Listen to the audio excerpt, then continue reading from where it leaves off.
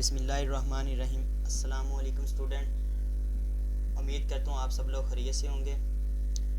आज हम fundamental of trigonometry के रिलेटेड टॉपिक को डिस्कस करेंगे और उसके प्रॉब्लम को भी सॉल्व करेंगे। सबसे पहले ट्रिग्नोमेट्री की डेफिनेशंस को डिस्कस करते हैं। Trigonometry is a branch of mathematics that study relationship between sides, length and angle of triangles. ये तीन चीज़ों के रिलेशनशिप से मिल के बनती है। फॉर एग्जांपल यहाँ पे अगर मैं एक ट्राइंगल्स की बात करूँ, राइट ट्राइंगल्स, तो कुछ इस तरह की बनेगी।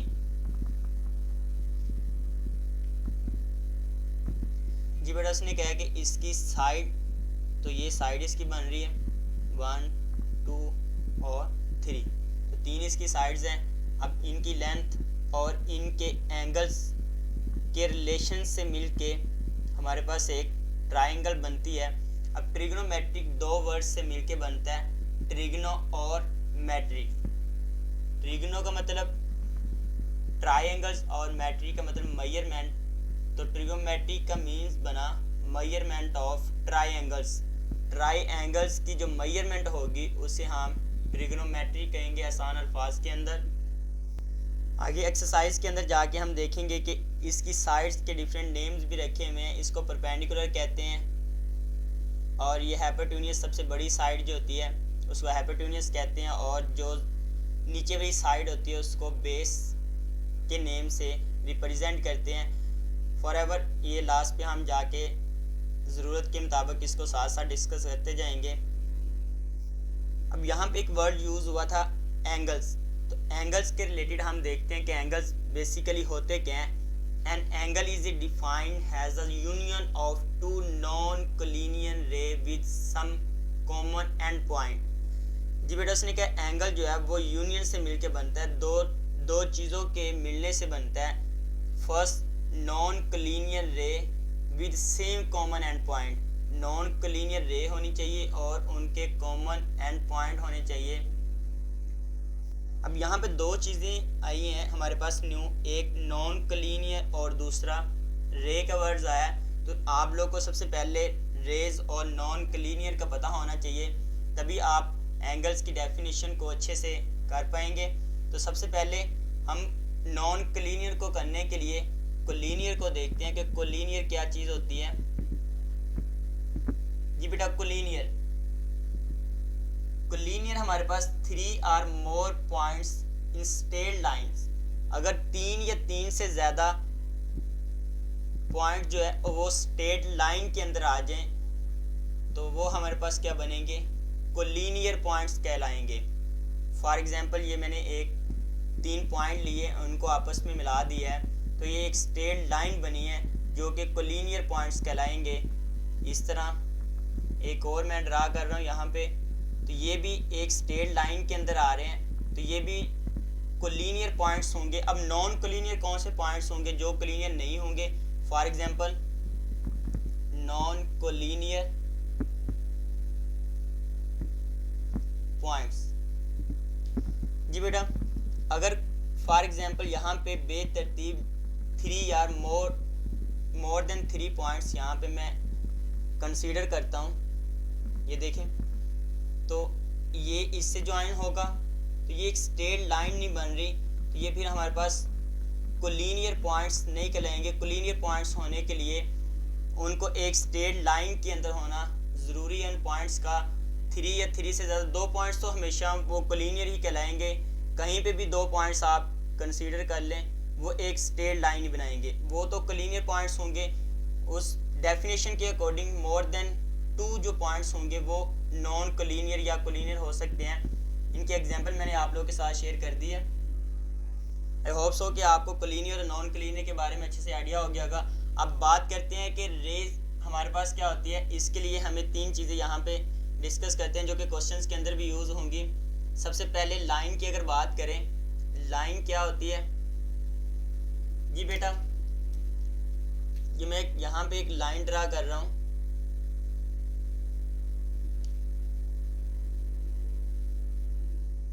जिसके अंदर कोई भी एंड पॉइंट ना हो, वो लाइन कहलाता है। फॉर एग्जांपल यहाँ पे एरो का ये मतलब है कि ये लाइन एक्सटेंड कर सकते हैं, हम जितनी मर्जी इसको आगे मूव करवा सकते हैं, तो ये हमारे पास लाइन कहलाएगी। इसमें नो एंड पॉइंट होगा, नो एंड पॉइंट, यानी कि कोई भी एंड पॉइंट नहीं है, ये कहीं पे भी जाके ख़त्म नहीं हो, ये लामहदूद चलती जाएगी, इनफिनाइट नंबर्स ऑफ तक वैल्यू तक ये इंक्रीज कर सकते हैं। इसी तरह अगर हम बात करें लाइन सेगमेंट की,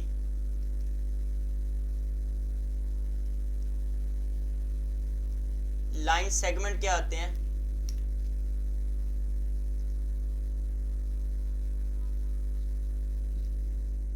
लाइन सेगमेंट हमारे पास एक लाइन का पार्ट होता है। फॉर एग्जांपल ये हमने एक लाइन ड्रा की है, इसमें से मैं इतना पार्ट ले लेता हूँ। फॉर एग्जांपल यही पार्ट मैंने यहाँ पे यूज़ किया थोड़ा सा जूम करके, तो ये मेरे पास पार्ट कहलाएगा लाइन का, यानी कि इसमें एंड पॉइंट्स, दोनों एंड पॉइंट्स होंगे, ये आगे मूव नहीं कर सकती, ये एक महदूद इसको कर दिया गया, इस पॉइंट्स को ये आगे मूव नहीं करेंगे।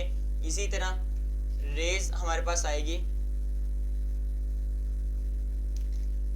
रेज के अंदर एक एंड पॉइंट होगा, वन एंड पॉइंट, यानी कि ये हमारे पास एंड पॉइंट है और ये नॉन एंड पॉइंट है, यानी कि ये हमारे पास मूव करता जाएगा, इसको हम इंक्रीज कर सकते हैं। तो बेसिकली हमें रेज को देखना था कि रे क्या होती है, ऐसी लाइन जिसके अंदर सिर्फ एक एंड पॉइंट आ रहा हो, वो हमारे पास रेज कहलाएगी। आइए अब हम अपनी डेफिनेशन की तरफ मूव करते हैं। अब डेफिनेशन के अकॉर्डिंग इसने कहा कि an angle is defined has the union of two non collinear ray with some end common end point. ऐसी दो नॉन कोलिनियर रे लेनी है जिनका एक कॉमन एंड पॉइंट होगा। यहाँ पे मैं उसकी एग्जांपल आप लोगों के साथ शेयर करता हूँ। ये मैंने एक रे यूज़ की है, इसका एक एंड पॉइंट आ रहा है। इसी तरह एक और रे मैं यहाँ पे यूज़ कर रहा हूँ।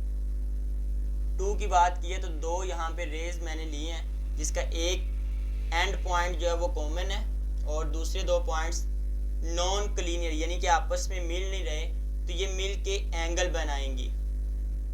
अब एंगल दो तरह के होते हैं, एक पॉजिटिव होता है और एक नेगेटिव होता है। अगर तो हम क्लॉकवाइज की बात करें तो एंगल पॉजिटिव बनेगा। अगर एंटी क्लॉकवाइज की बात करें तो एंगल हमेशा नेगेटिव एंगल कहलाएगा। और इन रेस के अंदर नीचे वाली साइड जो होती है वो इनिशियल साइड कहलाएगी और ये मूवेबल होती है, इसको हम मूव करवा सकते हैं आगे की तरफ, और ये हमारे पास कहलाएगी टर्मिनल साइड।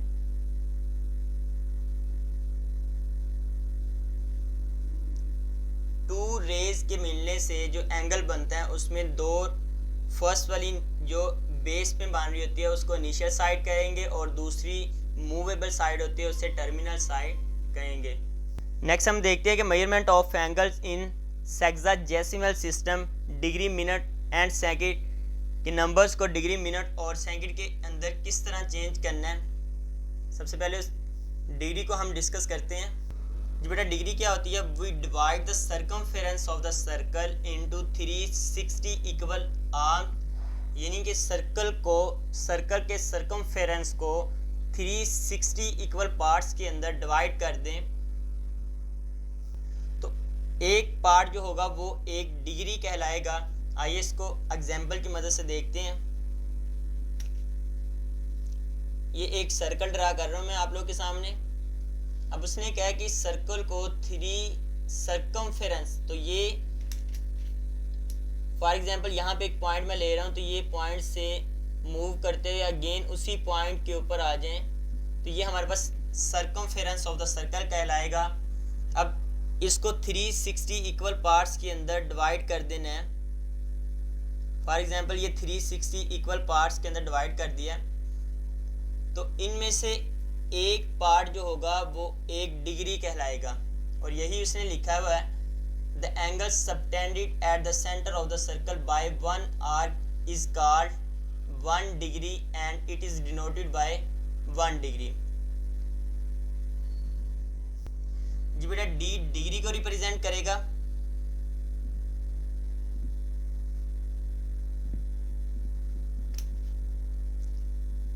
डिग्री और इसको हम एक स्मॉल सर्कल से रिप्रेजेंट करेंगे और m मिनट्स को रिप्रेजेंट करेगा और इसको हम एक डैश से रिप्रेजेंट करेंगे और s सेकंड को रिप्रेजेंट करेगा और इसको हम डबल स्लैश से रिप्रेजेंट करेंगे। किसी भी वैल्यू के ऊपर, किसी भी नंबर्स, रियल नंबर्स के ऊपर अगर हम एक स्मॉल सर्कल लगा देंगे तो वो डिग्री बन जाएगी। अगर एक स्लैश लगा देंगे तो वो एक मिनट्स बन जाएगा। इसी तरह अगर डबल स्लैश यूज़ करते हैं तो वो सेकंड बन जाएंगे। अब यहाँ पे कुछ पॉइंट्स हैं वो आप लोगों ने अच्छे से याद रखने हैं। फर्स्ट 60 सेकंड, ये सेकंड का साइन है तो ये मैंने लिख दिया 60 second make 1 minute.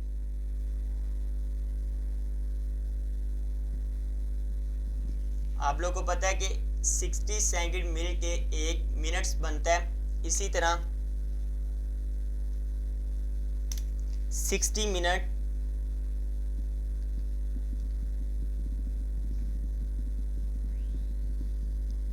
Make 1 degree और 60 मिनट मिल के 1 डिग्री बनाती है। इसी तरह 90 degree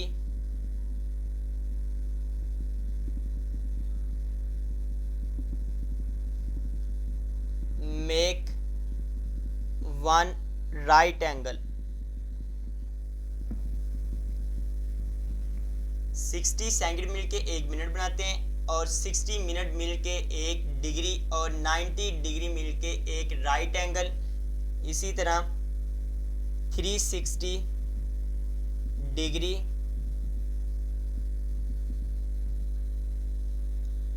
make 4 right angle.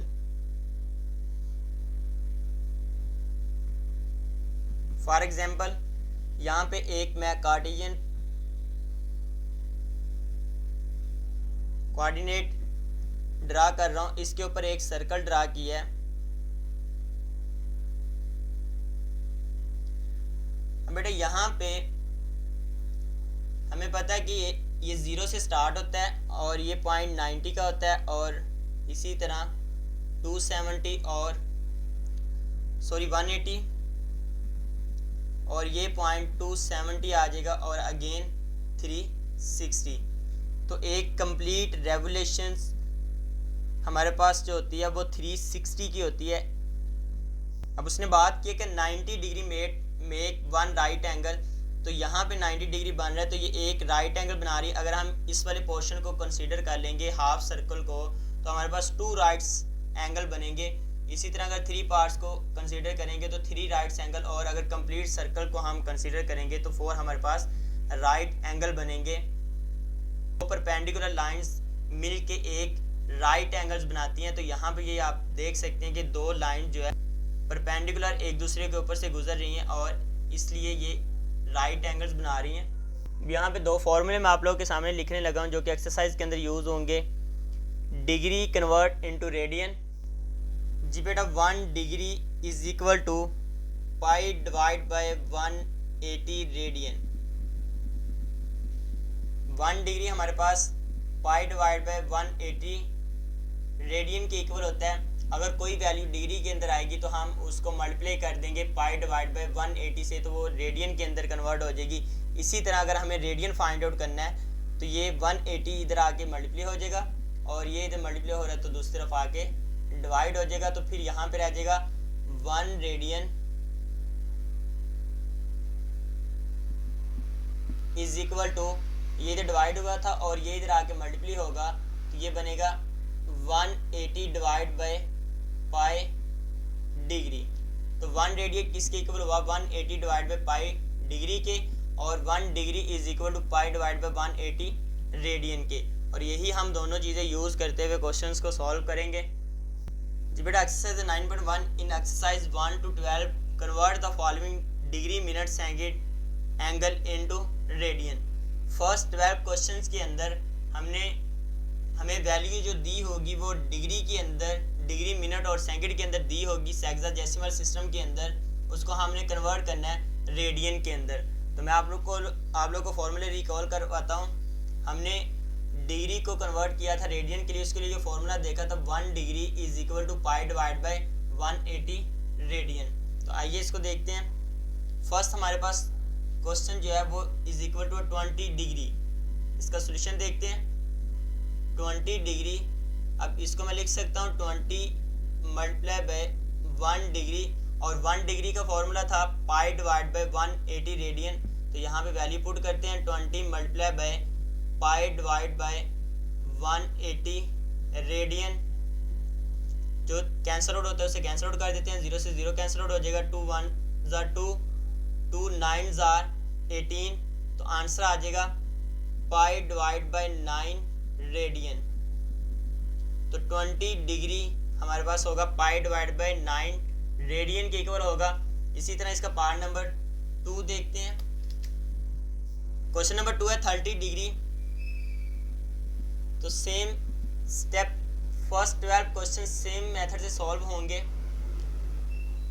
30 multiply by 1 degree, 30 multiply by 1 degree हमारे पास था पाई डिवाइड बाय 180 रेडियन के इक्वल।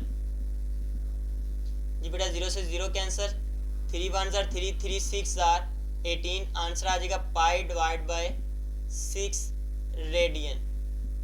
तो 30 डिग्री हमारे पास पाई डिवाइड बाय 6 रेडियन के इक्वल होगा। इसी तरह next question, question number 3, 60 degree. जी बेटा सेम उसी तरह सॉल्व करेंगे। 60 multiply by 1 degree, 60 as it is 1 degree की जहाँ पे हम रेडियन लिख लेते हैं, रेडियन की value pi divide by 180 radian. 0 से 0 कैंसल, 6 1 जार 6, 6 3 जार 18। आंसर आ जाएगा पाई divide bye 3 radian. Next question number 4,